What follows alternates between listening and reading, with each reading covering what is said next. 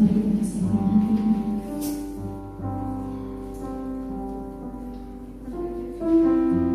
Fokus kepada Tuhan,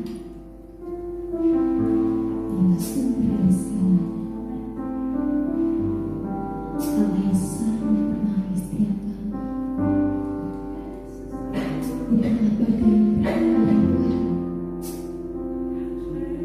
Engkau hadir di tengah-tengah kami.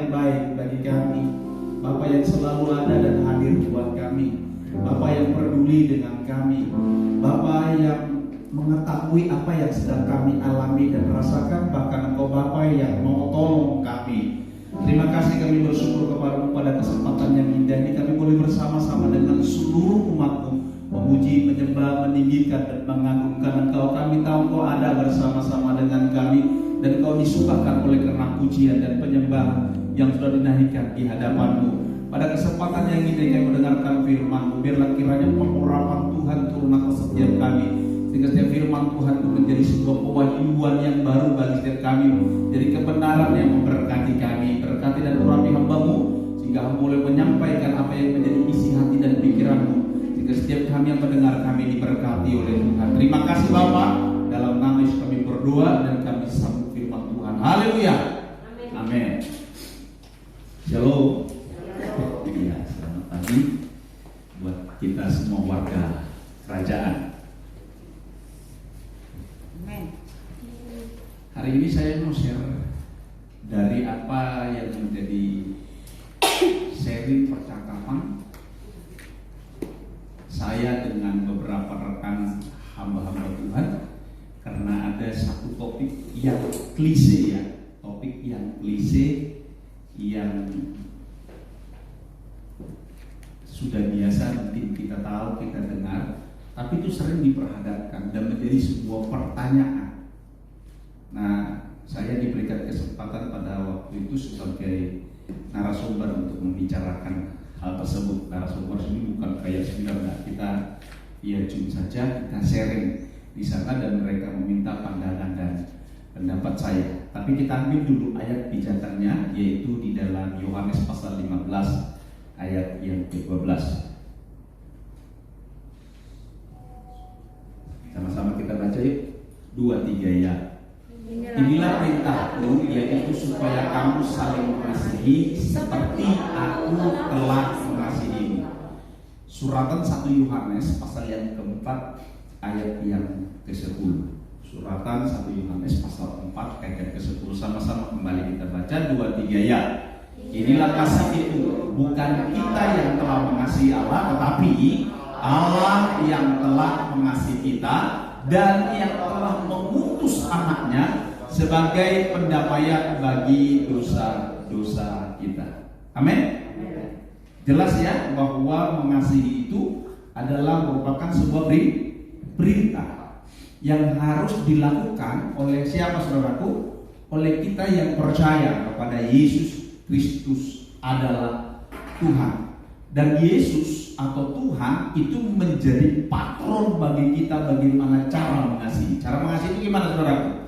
Yaitu sebagaimana Tuhan telah mengasihi kita. Perhatikan, sebagaimana Tuhan telah mengasihi kita. Di mana saudara dan saya masih hidup dalam dosa, masih hidup dalam pelanggaran, masih hidup dalam pemberontakan kita, Tuhan telah mengasihi kita terlebih dahulu. Dia mengasihi saudara bukan karena saudara baik.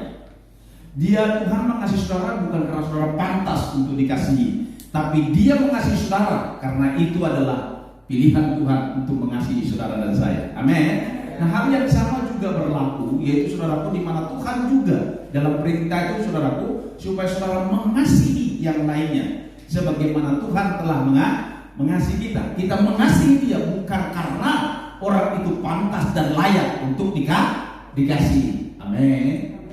Amin. Nah, saudara kita kasih dalam Tuhan, dari pijakan ayat itu ada pertanyaan. Nah, pertanyaannya demikian, saya baca, Pak Pendeta. Ada yang bertanya, kalau jadi orang Kristen itu kan diajarkan kasih.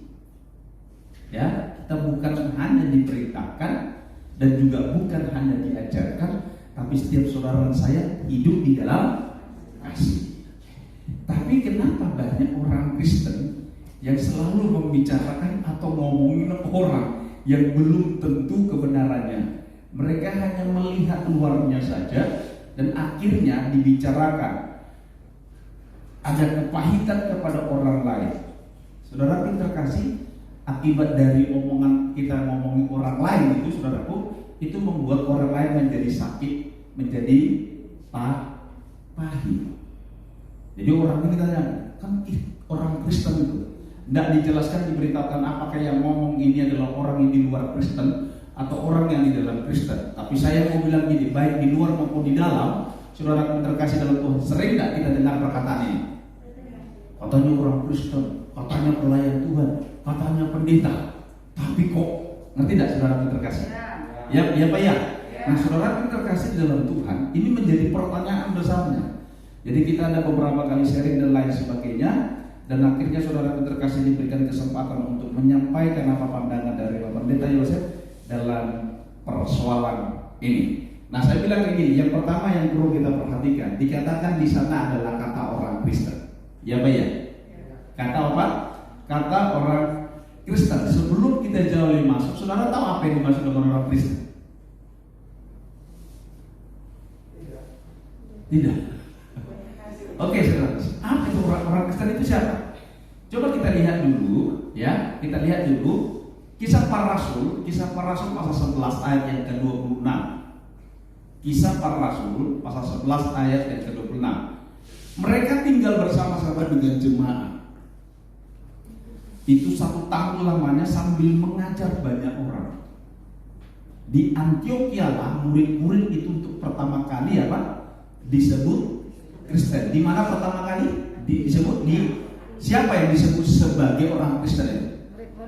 Murid-murid. Jadi kalau disebut orang Kristen itu artinya apa, saudara?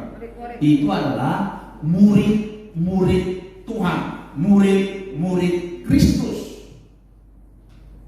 Jadi orang Kristen itu adalah murid. Nah, siapa yang disebut dengan murid? Siapakah yang disebut sebagai seorang murid? Coba kita lihat Kisah 9 ayat yang kedua. Kisah 9 ayat yang kedua. Benar kan? Iya. Dan meminta surat kuasa daripadanya untuk dibawa kepada majelis-majelis Yahudi di Damsyik, supaya jika ini Saulus, sebelum dia bertobat jadi Paulus, ini Saulus ini adalah orang yang sangat membenci orang murid-murid, orang Kristen, saudara, sangat benci banget, saudara. Dia minta surat perintah atau surat jalan untuk nangkapi orang-orang percaya kepada Tuhan, dibunuh, dianiaya, dibunuh dan lain sebagainya. Dan dikatakan jika ia menemukan laki-laki atau perempuan yang mengikuti apa, saudaraku? Jalan apa? Jalan Tuhan, yang menangkap mereka dan membawa mereka ke Yerusalem, baik perempuan maupun laki-laki yang mengikuti jalan Tuhan. Jadi siapa yang disebut dengan murid-murid? Mereka yang mengikuti jalan Tuhan. Sekali lagi, Kristen itu adalah murid-murid. Ada murid-murid yang percaya kepada Tuhan. Siapa yang disebut murid-murid yang percaya kepada Tuhan? Yaitu orang yang mengikuti jalan Tuhan.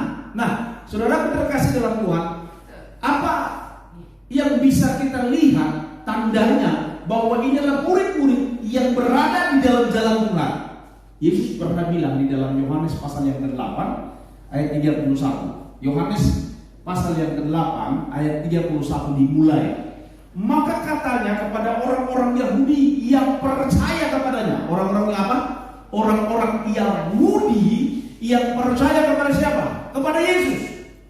Jikalau kamu tetap dalam firman. Di Samuel ada apa? Oh. Kalian bisa dekat aja di situ supaya lebih ini. Jadi tidak diseru-seruin. Tak sekiranya apa nih?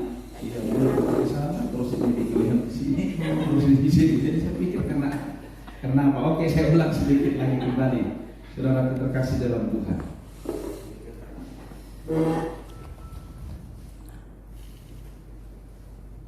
Jadi yang menjadi tersangka dari pertanyaan ini adalah orang Kristen yang pertama yang tidak hidup di dalam firman Tuhan. Siapa itu? Yang pertama adalah mereka yang melakukan. Saudaraku, adalah orang perhatikan, adalah orang yang merespon persoalan itu sampai dia menimbulkan rasa pahit dan sakit. Pan sebenarnya kalau kita sama-sama tinggal di dalam firman Tuhan, yang pertama saudara terkasih, kita tidak akan membicarakan kelemahan kekurangan orang lain. Yang kedua, kalaupun kita yang menjadi korbannya, kalau kita tinggal dalam firman Tuhan, saudara terkasih dalam Tuhan, saya mau bilang kalau hal itu benar, respon kita apa? Yang harus kita lakukan? Iya, respon kita sebenarnya kita harus mengintrospeksi diri. Apa yang dibicarakan orang itu benar atau tidak? Kalau memang benar, kita introspeksi, kita lihat diri sendiri, kita perbaiki diri kita. Yang kedua, kalau hal itu tidak benar, saudara, kalau hal itu tidak benar gimana? Sebenarnya yang harus kita lakukan kalau kita sebagai Kristen, sebagai orang percaya yang hidup di dalam kebenaran, yang harus kita lakukan, saya lakukan adalah mendoakan orang itu. Kalau benar, introspeksi diri. Kalau tidak benar, kita harus mendoakan orang tersebut. Justru saya mau bilang, ketika kita melakukan itu adalah jalan untuk saudara dan saya dapat menikmati berkat Tuhan. Ada men? Semakin saudara difitnah, semakin saudara dijelek-jelekkan, saudara terkasih di dalam Tuhan. Saya mau katakan kepada saudara, sebenarnya itu adalah jalan pintas yang saudara bisa terima, yang saudara bisa alami untuk Tuhan berkati. Tapi seringkali respon kita lebih memilih, kita sakit hati. Kita lebih memilih apa? Benci. Kita lebih memilih apa, saudara terkasih? Tidak sedikit kita lebih memilih itu apa? Mengutuki orang. Akibatnya apa? Kita kepahitan. Kita kehilangan kesempatan untuk mengalami dan menikmati janji yang sudah Tuhan berikan kepada kita. Saudara bisa baca di dalam Roma pasal 12 ayat yang ke-20. Roma pasal 12 ayat yang ke-20. Tetapi jika seterumu lapar, berilah dia makan. Jika ia haus, berilah dia minum. Dengan berbuat demikian kamu apa, saudaraku? Menumpukan bara api di atas kepalanya. Bukan saudaraku terkasih dalam Tuhan. Artinya saudara berdoa supaya ada banyak bara api, kepanasan, obong terang. Artinya apa, saudaraku terkasih? Yaitu supaya orang yang menyakiti, yang melukai saudara dengan kata-katanya itu merasa malu ketika saudara tetap berbuat baik kepada dia. Ada men? Dan saudara yang terkasih dalam terjemahan yang lama, itu adalah jalan Tuhan untuk memberkati saudara. Di dalam 1 Petrus pasal 3 ayat 9 juga dikatakan, 1 Petrus pasal 3 ayat 9. Dan janganlah membalas kejahatan dengan kejahatan, atau caci maki dengan caci maki, tetapi sebaliknya hendaklah kamu apa? Memberkati, karena untuk itulah kamu dipanggil, yaitu untuk memperoleh berkat. Perhatikan saudaraku, untuk itulah saudara dipanggil, yaitu untuk memperoleh berkat. Di mana saudara memperoleh berkat itu? Ketika saudara membalas kejahatan dengan kejahatan. Haleluya. Membalas kebaikan dengan kejahatan. Haleluya. Jadi benar apa? Kalau ada orang yang membalas kebaikan dengan kejahatan, itu namanya apa? Kesetanan. Kejahatan melawan kejahatan dibalas kejahatan, itu namanya apa? Manusiawi. Kalau dia baik, gua baik. Bahkan saya bisa lebih baik 100 kali dari dia, Pak. Itu manusiawi, apa yang dibanggakan? Ya Pak ya? Terus dia bilang, saudara terkasih, untuk itulah kamu dipanggil, yaitu untuk memperoleh berkat. Di mana saudara memperoleh berkatnya? Ketika saudara dan saya membalas kejahatan dengan kebaikan. Orang yang melukai dan menyakiti kita, kita mengampuni orang tersebut. Itulah cara Tuhan untuk saudara dan saya memperoleh berkat. Lebih ya, dari bilang samping kiri samping kanan, ayo lukai saya, sakiti saya bilang.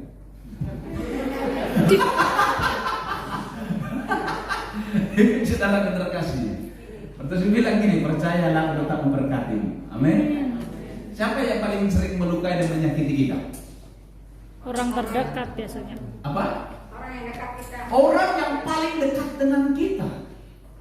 Itu bisa pasangan kita, itu bisa orang tua atau anak kita, itu bisa teman atau sahabat kita, itu bisa keluarga kita. Orang-orang seperti itu yang sering kali untuk melukai dan menyakiti kita. Dan saudara yang terkasih dalam Tuhan, orang-orang itulah yang Tuhan pakai untuk saudara dan saya diberkati oleh Tuhan kalau saudara meresponnya dengan baik. Lukai saya akan merespon dengan baik. Haleluya. Amin. Ada amin. Saudara, ketika saya ngomong bicara seperti ini, saudara terkasih, saudara berpikir saya sedang mengkhotbah saudara. Enggak, saya juga sedang mengkhotbah diri saya sendiri. Ih, semangat sekali amin. Saudara terkasih, terus ibu mati saudara ketika tahun ini, dia telepon saya. Bagus ya Bang, tapi kan kamu juga ya. Gitu bilang, kenapa? Kau juga nyakiti hati itu. Lah itu firman Tuhan, kau harus berkati gua, saya bilang gitu sama dia. Ngerti tidak saudara? Yang artinya bahwa sering kali orang-orang yang melukai dan menyakiti kita adalah orang-orang yang dekat dengan kita. Kenapa terjadi permusuhan? Kenapa sejak terjadi perpecahan, saudara terkasih? Kenapa terjadi perselisihan? Karena kita, khususnya di gereja Tuhan, khususnya kita sebagai anak-anak Tuhan. Kenapa bisa terjadi? Yaitu karena kita sama-sama tidak hidup di dalam kasih Tuhan. Ayo mari saudara kita terkasih dalam Tuhan, hiduplah kita di dalam kasih Tuhan yang sudah mengasihi dan mencintai kau dengan kasih yang hebat dan dahsyat. Haleluya. Amin. Nah itu yang pertama. Yang kedua saudara terkasih, seringkali kita sebagai orang Kristen, kita lebih sibuk dengan apa kata orang daripada kita ditegur nyata-nyata. Arti gak saudara? Kita lebih kadang-kadang kita sebagai orang Kristen lebih sibuk dengar apa kata orang daripada kita ditegur nyata-nyata. Ini menjadi introspeksi buat diri kita. Mungkin saja saya diomongin di belakang karena kita nggak mau ditegur dengan nyata-nyata. Sehingga orang ngomongin kita di belakang. Karena kalau kita diomongin, respon kita langsung gak enak, langsung musuhi kita. Kalau ketemu saudara langsung buang muka. Kenapa muka cuma satu dibuang-buang? Emang jangan buang muka. Saudara yang terkasih, gak usah saudara yang terkasih. Jadi seringkali akhirnya orang ngomongin kita di belakang. Karena seringkali saudara yang terkasih, kita tidak mau ditegur nyata-nyata. Benarlah kata firman Tuhan di dalam Amsal pasal 27 ayat yang kelima. Lebih baik teguran yang nyata daripada kasih yang tersembunyi. Lebih baik teguran yang nyata daripada kasih yang tersembunyi. Aku mengasihimu, aku menyayangimu, aku selalu mendoakanmu. Tapi ketika kita melihat dia salah, enggak berani negur. Ketika dia lalai, kita tidak berani untuk meluruskannya, mengingatkannya. Kita lebih suka dengan kasih yang tersembunyi daripada teguran yang nyata. Dan kebanyakan ini perempuan. Tapi ada seni lah untuk negur perempuan memang. Kadang-kadang kalau langsung diomongin, saudara terkasih, ya kok pas lagi hormonnya lagi bagus. Cuma kadang-kadang bingung juga kapan hormon perempuan itu bagus.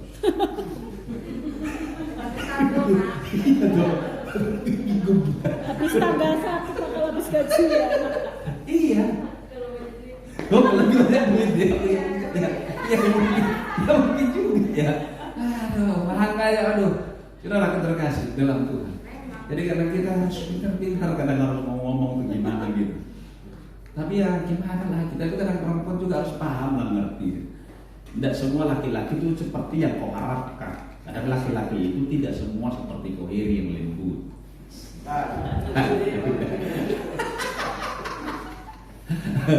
Atau seperti Haryono.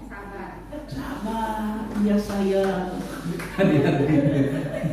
Pajang foto terus saudara. Kalau istri ngambek langsung pajang foto berdua kenangan kita di masa lalu. Saya suka itu. Tapi tidak semua. Kalau saya seperti Pak Rono nggak bisa. Bukan berarti nggak mau belajar, terus mau belajar. Tapi gimana gitu dia? Iya bener. Jadi saya kadang-kadang, iya bener juga. Omongannya, ayo kita omong itu kita bener. Tapi mungkin caranya buat yang menerima, apalagi hormonnya lagi nggak pas. Wah repot kita saudara. Susah kita. Pagi-pagi kopi nggak ada. Buat sendiri tau gak? Ini dia, saudara terkasih dalam. Tapi inilah kita orang Kristen lebih sering, saudara lebih suka, saudara terkasih dalam Tuhan, yaitu mendengarkan orang daripada kita mau menerima teguran yang nyata.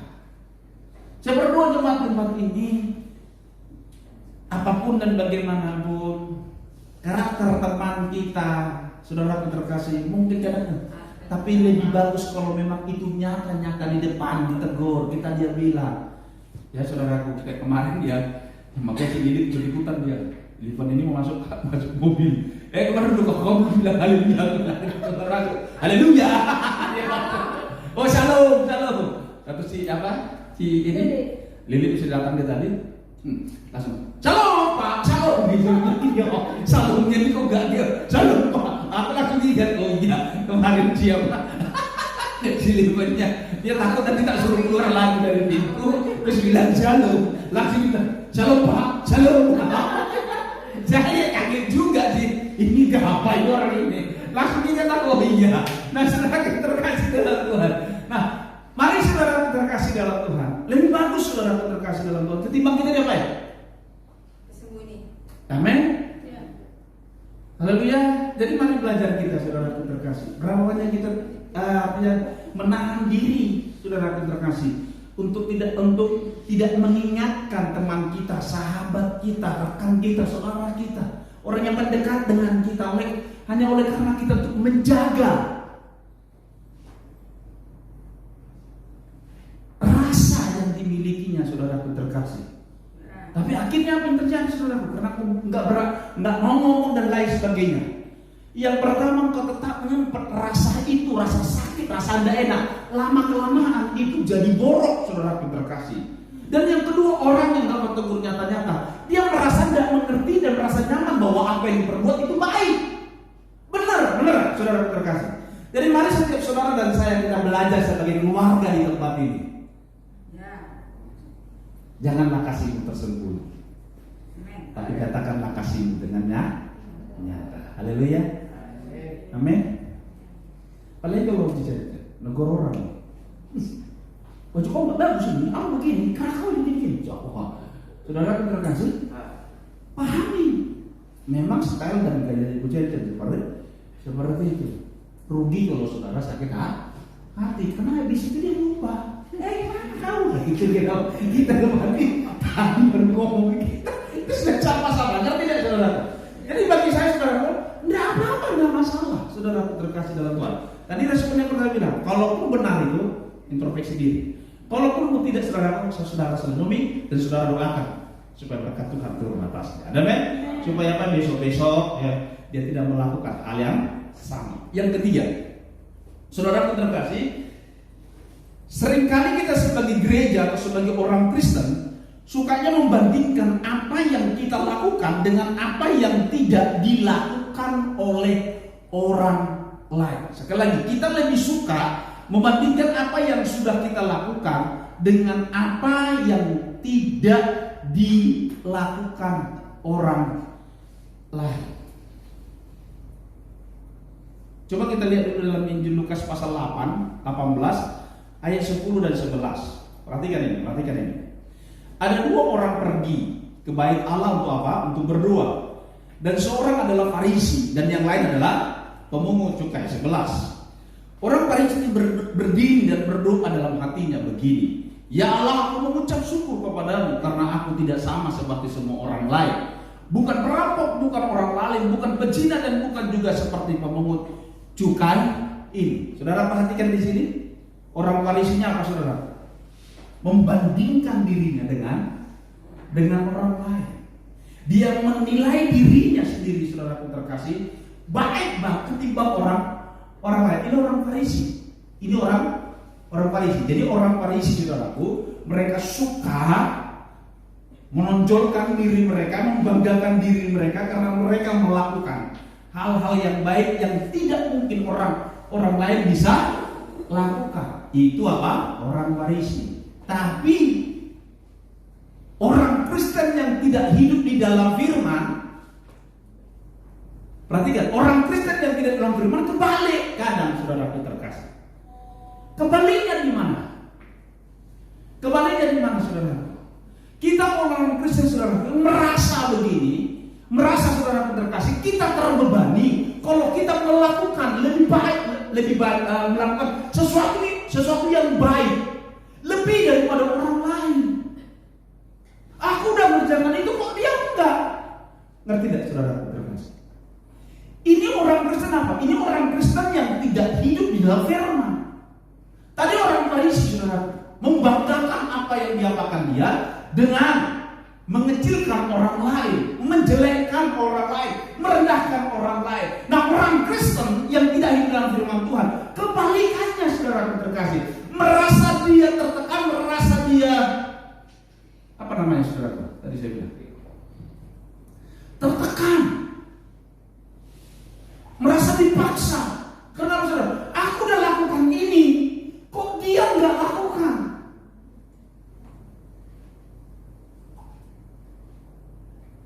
Beberapa 1 tahun yang lalu, satu tahun yang lalu, saudara, ada pelayanan. Jadi pelayanan ini kan punya organisasi dan melayani di yang dilayani agak di desa, di kampung lah. Terus jalannya nggak bagus. Nah, dan tentunya saudaraku, gembalanya di sini udah keluar. Gembala dan keluar dari sini. Jadi tentunya organisasi gereja di mana ini bernaung itu istilahnya pimpinannya mempercayakan pendeta-pendeta di organisasi itu untuk isi contoh gereja GBI lah, contoh ini gereja GBI. Terus umpamanya ketua kita ngomong, ketuanya mungkin Bang Doni Nanggolan. Bang Doni Nanggolan ini perintahkan, acoy, pergi. Siapa? Setia. Semuanya bawakan seperti itu, saudara terkasih. Nah, ada orang yang rupanya yang sering disuruh di situ. Misalkan si Acoy disuruh ke situ, saudara, untuk melayani di situ. Nah, saudara terkasih, anehnya ini si Acoy ini bilang begini, kenapa aku terus? Dalam 6 bulan ini aku sudah 3 kali. Yang lainnya kemana? Kan banyak kita. Saudara terkasih dalam Tuhan. Perhatikan ini. Berapa banyak saudara terkasih dalam Tuhan, kita sebagai gereja Tuhan, sebagai orang Kristen, ketika saudara terkasih dalam Tuhan dipercayakan untuk melakukan lebih banyak dalam melakukan firman, saudara terkasih, seringkali kita merasa kita terpaksa, dipaksa, merasa tertekan dan lain sebagainya. Justru sebenarnya saya mau katakan kepada saudara, ketika saudara lakukan ini dengan sukacita dan saudara melihat adalah kesempatan bagi aku untuk melakukan yang terbaik bagi aku, saudara terkasih, saya mau katakan itu cara Tuhan untuk mempercayakan engkau lebih banyak lagi. Amin. Saya selama ini melayani ke daerah, enggak enak, saudara, cuape, sisa mau sampai muntah-muntah. Nah, jalan jelek enggak peduli. Dari sini kalau lewat tol Unit 2, saudara terkasih dalam Tuhan, cepat. Tapi dari Unit 2 masuk ke dalam lebih lama. Di sini kita bisa cuma 1 jam, ke dalamnya bisa 2 sampai 3 jam. Bukan karena jauh, bukan, tapi jalan. mobil saudara. Namanya diampun, saudara pikir dapat duit? Enggak dapat duit, orang pikir enggak. Tapi no problem, tapi puji Tuhan. Ada kepercayaan yang dipercayakan kepada Allah. Untuk apa saudara? Untuk apa? Untuk mendampingi gembala pembinanya, menolong membina pelayanan pekerja Tuhan. Bapak nggak ada pendeta-pendeta sekitar situ? Ada. Tapi saya belajar untuk menahan diri. Tidak perlu tidak bilang kenapa aku dari itu. Udah kan kasih itu banyak. Tapi sekali lagi saya mau katakan, itu adalah merupakan kesempatan bagi kita untuk melakukan yang terbaik bagi Tuhan. Haleluya. Ada amin. Jadi saudara terkasih, berapa banyak kita sebagai orang Kristen merasa tertekan, merasa dipaksa, dan merasa beban. Kalau saudara diminta itu untuk lebih, akan dipercayakan lebih. Kenapa saudara tidak melihat itu adalah merupakan sebuah kesempatan buat saudara dan saya melakukan lebih yang terbaik? Jadi kita berlomba-lomba untuk lakukan firman. Lu saudara yang terkasih, jangan usah mikirkan, kenapa dia akan lakukan? Itu urusan dia dengan Tuhan. Urusanku dengan Tuhan, ini karena Tuhan gua lakukan. Bahkan sekalipun misalkan pendetamu gak lakukan, saudara lakukan, Tuhan akan berurusan dengan saudara. Haleluya. Misalkan tuh ada orang yang sakit, kesurupan dan segala macam. Ini kesempatan buat aku ini. Jangan beritahu sama Yesus. Kok usah beritahu sama dia. Masa cuma dia yang punya pengalaman? Kita juga. Terus trio bidadari roh isi sama-sama. Janjian Lili sama siapa? Ini kan trio bidadari. Pergi bilang dia, doakan itu. Mana namanya Yesus? Setan nikah. No. Berarti enggak? Ada orang sakit, tolong tangan. Itu yang telah lakukan. Paham saudara?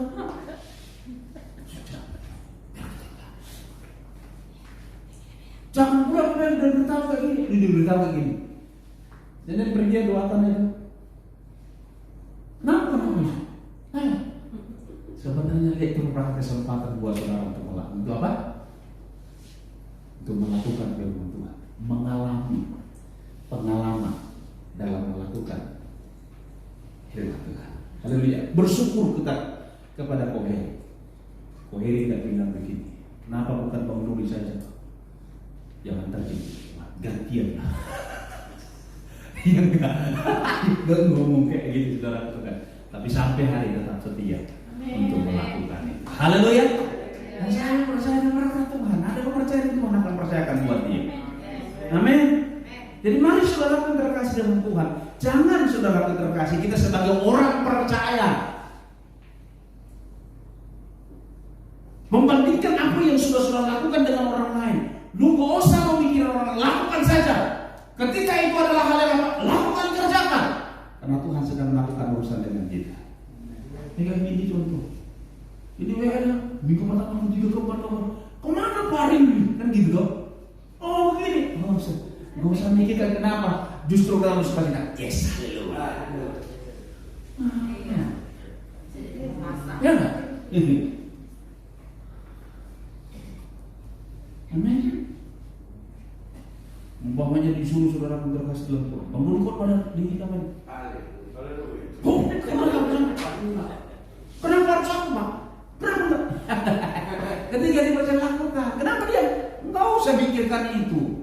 Kalau ketika itu dipercayakan, kerjakan, lakukan. Loh, kenapa Yosef ada di situ? Ya Yosef yang khotbah. Kenapa? Saudara terkasih. Kenapa Bapak yang ada di situ? Saudara yang khotbah. Ada men? Malah saya lebih senang. Tolong ya, besok minggu siapa yang mau apa? Didaftarkan tahun depan memberi Bapak jadwal wakil untuk khotbah. Nah, saudara kan terkasih yang terakhir. Ini dia.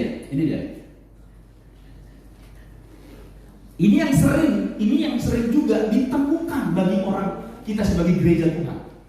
Yaitu kita lebih suka menuntut orang lain untuk melakukan firman itu daripada saudara dan saya mendorong dirimu untuk melakukan itu. Contoh seperti ini, kasih ya. Katanya kasih. Saudara yang terkasih ketika dia ada perintah kasih itu bukan buat orang lain, tapi buat diri kita sendiri dan kita melakukannya. Amin.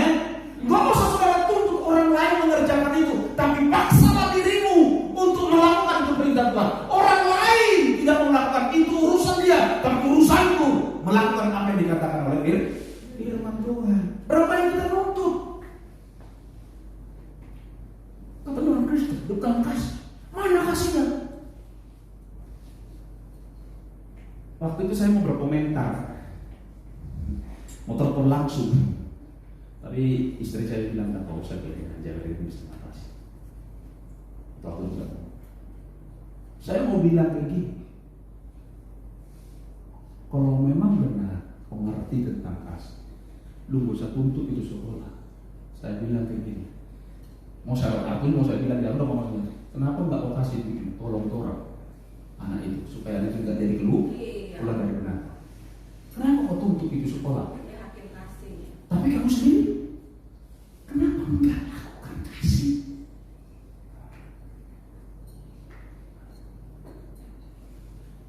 Sering kali kita kerja Tuhan seperti ini. Sukanya apa? Nuntut orang lain. Jadi ketika saudara dengar firman Tuhan, saudara terkasih, perhatikan, bukan saudara tuntut orang lain untuk lakukan, tetapi saudara terkasih, paksalah diri untuk melakukan firman Tuhan itu. Ketika saudara lakukan firman Tuhan, berapa berkat yang saudara berikan minggu kemarin? 30 minimal, 60 sampai 100 kali lipat. Orang yang melanggar firman Tuhan bukan berdosa, tapi orang bodoh. Karena kita tidak lagi hidup di bawah hukum Taurat, kita tidak diukur dan dinilai menurut hukum Taurat. Tapi saudara saya hidup di dalam kebenaran dan kasih karunia. Kalau saudara melanggar firman Tuhan, artinya saudara bodoh. Dan Yesus sendiri bilang, saudara dengar dan lakukan bodoh. Kenapa bodoh? Saudara, karena kau tidak dapat menikmati berkat Tuhan yang minimal 30. Sudah ada yang memecahkan? Kalau 30 kali lipat saudara terkasih. Kalau saudara ngasih satu dapat berapa? Bang Dodi, udah pernah cek? Berapa? 30 apa? Kalau Bang Dodi kasih satu dapat berapa? Kalau boleh 30 kali lipat dengan firman Tuhan berapa? Jadi aslinya berapa dari satu? Itu banyak. Kok masa satu pangkat 30 kan? Masa 30? Satu kali satu berapa? Satu kali dua? Dua kali tiga? 6 kali 4? 24 kali 5? Sampai 30. Jebol kalau kata saudara. Itu masih 30 kali lipat. Belum lagi 60 kali lipat. Saudara bayangkan beratnya begini.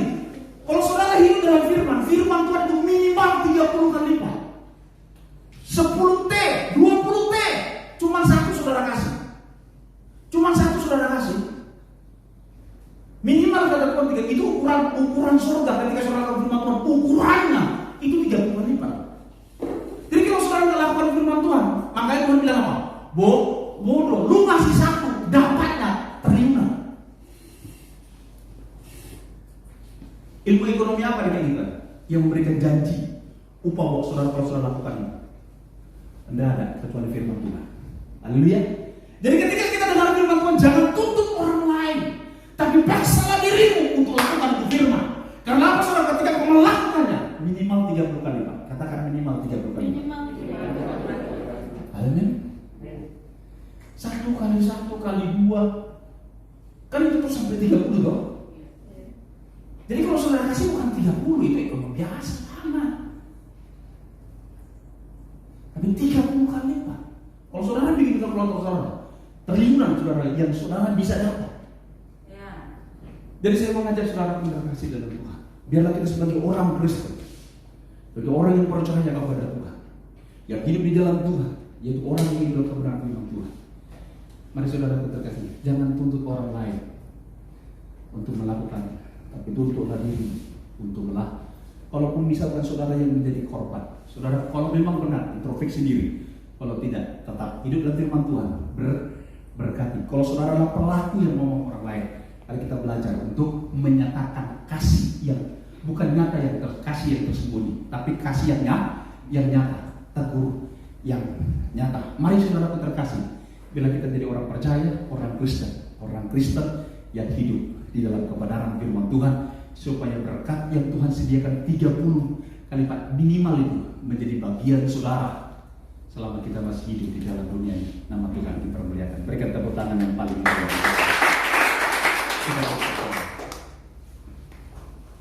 Aku sudah sampaikan apa yang menjadi isi hati.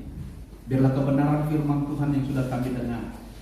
Menolong dan memberkati setiap kami supaya kami boleh melihat siapa diri kami di hadapan Tuhan, bahwa kami adalah milik kepunyaan-Mu, dan Kau sudah menetapkan kami untuk menjadi murid-Mu, yaitu murid-murid yang mau hidup tetap tinggal di dalam firman-Mu.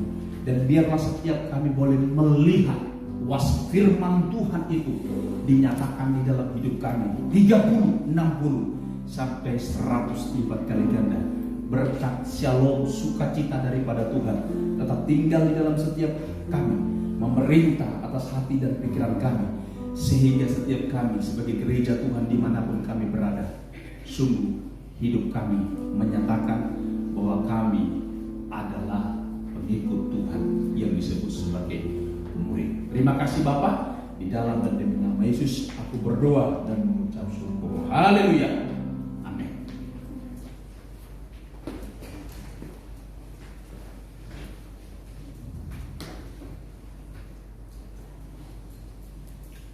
Sebentar kita akan mendengarkan pengumuman. Untuk hari Selasa ada konsel di rumah Bapak Budi, Bapak di luar jam 7 malam. Untuk hari Kamis di tempat ini ada ganti profetik jam 5 sore. Lalu kemudian hari Sabtu ibadah yud sementara diliburkan dahulu. Kembali hari Minggu kita ada ibadah di tempat ini jam 8 pagi. Demikian teman-teman.